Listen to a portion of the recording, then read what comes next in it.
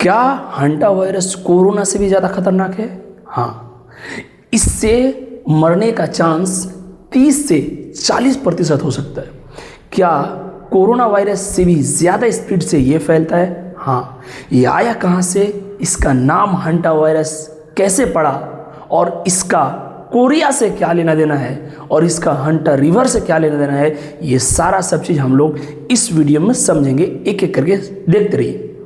सबसे पहले अगर बात करें तो हंटा वायरस हम तक पहुंचता कैसे है, यानी इंसान तक हंटा वायरस को लेके कौन आता है। तो अगर हम बोले तो इसको लेके आता है हर प्रकार के रोडेंट्स। अब रोडेंट्स किसे कहते हैं? आप देखिए, कोई भी ऐसा एनिमल जिनके आगे की जो इंसिजर टीथ है वो रेगुलर लाइफ टाइम तक बढ़ते रहे। ये जितने भी आप फोटो देख रहे हैं, इनका जो फ्रंट टीथ है यानी आगे का टीथ जो इंसिजर है वो हमेशा लाइफ टाइम बढ़ते रहते हैं, जीवन भर बढ़ेंगे। इन्हें हम बोलते हैं रोडेंट्स। और इनके अंदर ये वायरस पाया जाता है। इनके अंदर कब से है, कितने सालों से है, हजारों सालों से है, हमें नहीं पता, लेकिन ये हंटा वायरस का होस्ट है। हंटा वायरस इनके अंदर आराम से पाए जाते हैं।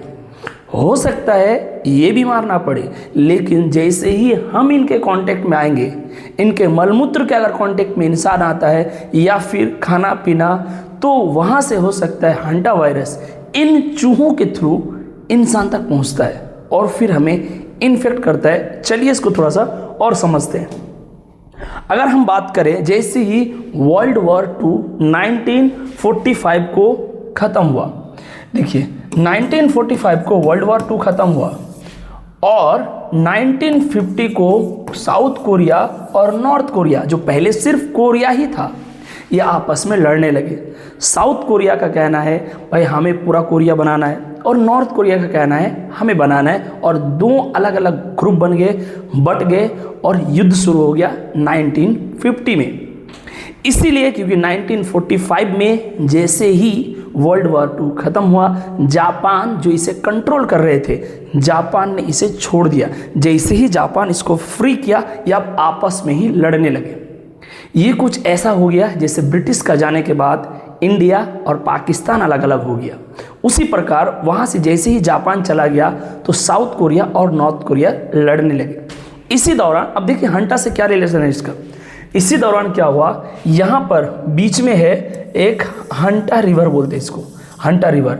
और हंटा रिवर जो है वो दोनों देशों के बीच में है, और हंटा रिवर के अगल बगल जंगल है। जब आर्मी एक दूसरे से लड़ाई कर रहे थे वॉर के दौरान, उन्हें कहीं ना कहीं जंगल में भी शरण लेना पड़ा।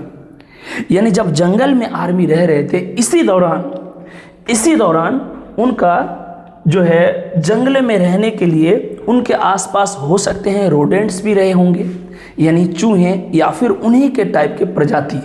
और उन्हीं रोडेंट्स के टच में, क्योंकि वहाँ उस टाइम उतना ज़्यादा हाइजीन मेंटेन करना संभव नहीं था, तो ये जो है वहाँ रहे होंगे, खाए होंगे, और चूहों का मलमूत्र से हो, खान पान से हो, या फिर किसी और चीज़ के थ्रू जो है वो इनके अंदर कहीं ना कहीं हंटा वायरस आ चुके थे। लेकिन इन्हें इस टाइम खबर नहीं था हंटा वायरस किसे बोलते हैं। ये मैं 1950 का बात कर रहा हूँ। अब देखिए वहाँ एक लार्ज लेवल में लोग बीमार पड़ गए, और जो हंटा वायरस का सिम्टम्स है वो सब उसमें दिखने लगे, जैसे लंग्स में इन्फेक्शन होना, फीवर होना, और इसी बहुत सारे। तो इन टाइम जो है इन लोगों को ये चीज़ महसूस नहीं था कि ये क्या हो रहा है, किसके कारण हो रहा है। लेकिन वहाँ एक नोटिस हुआ कि भाई इतने लोग हंटा रिवर के आसपास जो शरण लिए हुए थे, जितने भी आर्मी थे और उनके अगल बगल के लोग भी, वो बीमार पड़े। उसके बाद इस चीज़ में रिसर्च शुरू हुआ, और तब जाके 1976 यानी अभी से 50 साल पहले इस वायरस को आइडेंटिफाई किया गया। यानी 1950 में ये इंसान तक पहुंचा, लेकिन उसके बाद 76 में जाके पता किया गया कि अच्छा वो जो उस टाइम बीमारी फैला रहा था वो कोई और नहीं था, उसका नाम हंटा वायरस रखा गया कि ये हंटा वायरस है जो चूहों से इंसान में आया है। और वहाँ पर हंटा रिवर के आसपास ये सब काम हुआ था, वहाँ ज़्यादा से ज़्यादा लोग इन्फेक्टेड थे, इसीलिए इसका नाम दे दिया हंटा वायरस। अब देखिए डरने की कोई ज़रूरत नहीं है, क्योंकि ये कोरोना से ज़्यादा स्पीड में फैल तो सकता है, लेकिन अभी तक कहीं पर भी इसको कम्युनिटी लेवल में यानी बहुत मास लेवल में फैलते हुए नहीं देखा गया है। अभी तक ये हमारे बीच में कोई एक आध केस आए होंगे, या फिर कोई भी देश में ऐसा नहीं कि भाई पूरा देश को चपेट में ले लिया। हाँ, अगर ये फैल जाए तो कोरोना से भी ज़्यादा खतरनाक साबित हो सकता है। तो हमें सतर्क रहना है, सतर्क रहना है। ये ज़रूरी नहीं है कि आपके घर में जो चूहे हैं उनके पास भी ये वायरस है, हो भी सकते हैं, नहीं भी हो सकते हैं। हमें बचना चाहिए।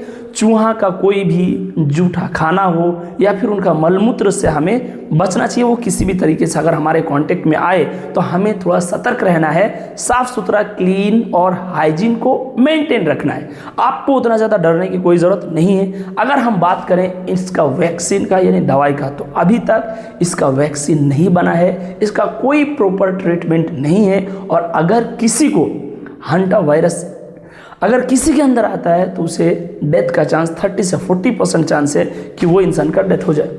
अब देखिए इसके कुछ सिम्टम्स है जो यहाँ पर दिया है। सबसे पहले जो है यहाँ पर दिया गया है फीवर यानी बुखार, मसल पेन, यानी एक प्रकार से हम बोले तो शरीर के मांसपेशियों में दर्द होना, हेडेक यानी जो है हेड में दर्द होना, फैटिक, उसके बाद नोजिया, वोमिटिंग यानी चक्कर आएगा, उल्टी वगैरह, एब्डोमिनल पेन, खास करके देखा जाए तो पेट में दर्द, उसके बाद डिफिकल्टी इन ब्रीदिंग यानी ये जो है स्पेशली लंग्स को इन्फेक्ट करता है, यानी हमारा रेस्पिरेटरी सिस्टम पर इसका असर पड़ता है। उसके बाद फ्लूइड इन लंग्स में एक प्रकार का फ्लूइड जमा हो सकता है, किडनी में भी प्रॉब्लम आ सकता है। तो अब हम क्या करें भाई, इससे कांटेक्ट होने से बचें, हाथ वगैरह का धोते रहें, मास्क वगैरह यूज़ करें अगर ये मास लेवल में आ जाए तो, नहीं तो आप ये बस अपने आप को बस बचा सकते हैं, प्रिवेंट कर सकते हैं। उसके बाद देखिए ये जो है अभी उतना ज़्यादा नहीं फैला, लेकिन हमें सतर्क रखना है क्योंकि हंटा वायरस भी कुछ कम नहीं है कोरोना वायरस से, बल्कि उससे भी ज़्यादा खतरनाक है ये वायरस।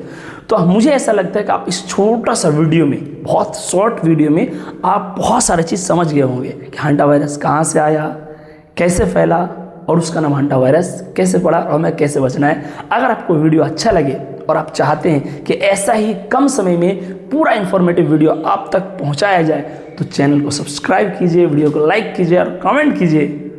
थैंक्स।